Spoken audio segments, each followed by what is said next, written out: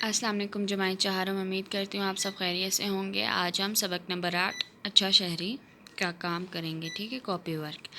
سوال ہے الفاظ کے معنی لکھیں۔ الفاظ معنی: شریک کرنا، شامل کرنا، تبدیل کرنا، بدلنا، مطمئن، بے فکر، فساد، جھگڑا، خوشگوار، دل کو بھانے والی چیز۔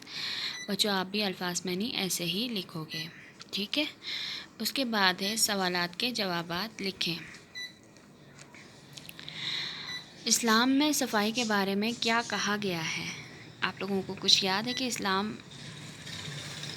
میں صفائی کو کیا کہا گیا ہے؟ اسلام میں صفائی کو نصف ایمان کہا گیا ہے، ٹھیک ہے۔ ٹریفک کی سرخ بتی کس بات کا اشارہ کرتی ہے؟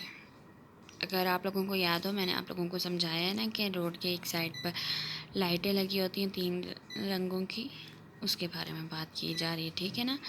تو ہم ادھر جواب لکھیں گے، ٹریفک کی سرخ بتی ٹریفک کو رکنے کا اشارہ کرتی ہے۔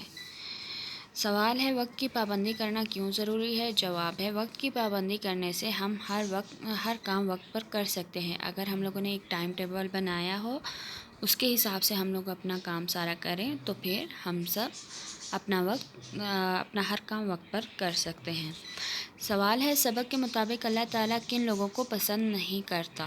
یعنی کہ سبق کے مطابق، ٹھیک ہے نا۔ جواب اللہ تعالیٰ ان لوگوں کو پسند نہیں کرتا جو دوسروں کی مدد نہ کریں اور اخلاق سے پیش نہ آئیں۔ پھر ہے سوال،